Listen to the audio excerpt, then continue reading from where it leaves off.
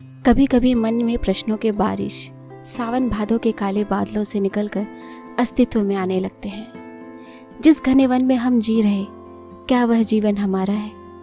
मेरे होने या ना होने से क्या संसार में कुछ बदलने वाला है? मृत्यु के समीप बैठे किसी व्यक्ति को जीने की आशा या मरने के बाद की जिज्ञासा, दोनों में से कौन सी बात ज़्यादा रोमांचित या आतंकित करती होगी? कितना पा लेना ज़्यादा होने की परिभाषा में आता है और कितना खो देना सब खत्म होने का निष्कर्ष है। और भी न जाने कितने सवालों की खोज में निरंतर ये मन कभी आध्यात्म के गलियारे तो कभी यथार्थ की संकरी गली में किसी बंजारे की तरह भटकता रहता है। कहते हैं सृष्टि आयामों में फैली सुंदर संरचना है जहाँ समय एक महत्वपूर्ण भूमिका निभाता है, और उसी समय ने मुझे बहुत सारे प्रश्नों के जवाब दे दिए। आप सोच रहे होंगे इन प्रश्नों के उत्तर मिल भी गए तो क्या बदल जाएगा? तो आपको मेरी यह कहानी जरूर सुननी चाहिए। क्या पता किरदारों के लिबास के पीछे आपका भी सच छुपा हो। मेज पर आधी ठंडी चाय सुस्ता कर सो गई थी। घड़ी की सुइयां जैसे डबल स्पीड से घूम रही हो। गिरते पड़ते 7 बजे तक बस स्टैंड में पहुंचकर मीरा हर आने जाने वाले को निहार कर यह तसल्ली कर लेना चाहती थी वह अकेले हिस्सेदार नहीं इस चूहे बिल्ली की दौड़ में। उसके जैसे कई लोग हैं जिन्हें सुकून की चाय नहीं मिलती। चाय एक ऐसा मर्मस्पर्शी शब्द है जिसका ख्याल ही थकान को आधा कर देता है, लेकिन मीरा तो आधी थकान साथ लेकर आई थी। स्कूल बस के हॉर्न ने उसकी तंद्रा तोड़ दी, पर एक कप चाय का ख्याल अभी भी उसके साथ बस में सफ़र कर रहा था।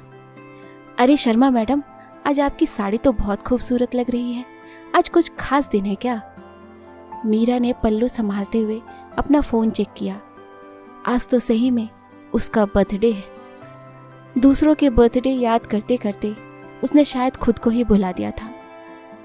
उसने खिड़की से आती धूप को गहरी सांस लेते हुए खुद में समेटने की कोशिश की। कुछ पुरानी यादें आंखों के पर्दे में तैरने लगे। तभी बस के ब्रेक ने उसकी सोच की गाड़ी पर भी ब्रेक लगा दिया। चाय वाली थकान भी साथ साथ स्कूल में प्रवेश कर गई।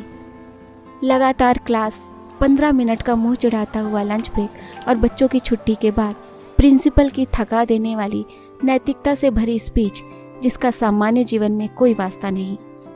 चाय की ललक लिए सुबह से दोपहर हो गई थी, पर मीरा को अभी आराम कहाँ था। घर पर पसरा काम और घर के बूढ़े उसके आने का इंतज़ार कर रहे थे।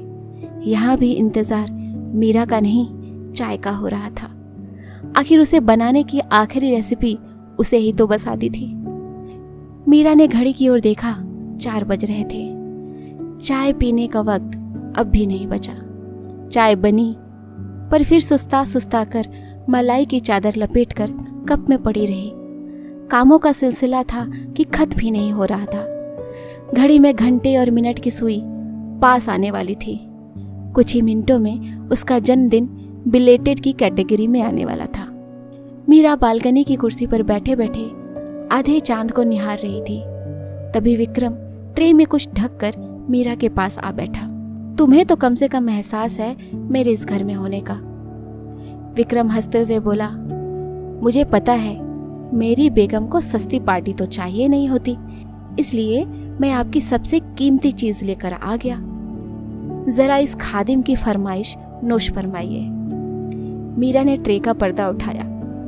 मेज पर चाय की 2 प्याली रखी थी और उसमें लिखा था, लाइफ में प्यार थोड़ा कम चलेगा, लेकिन चाय में चीनी कम बिल्कुल नहीं चलेगी। घड़ी की घंटे और मिनट की सुइयां आपस में मिलकर नए दिन का उद्घोष कर रही थी, और मीरा के दिन भर की थकान प्यार की मिठास में घुली इस चाय ने चुरा ली थी।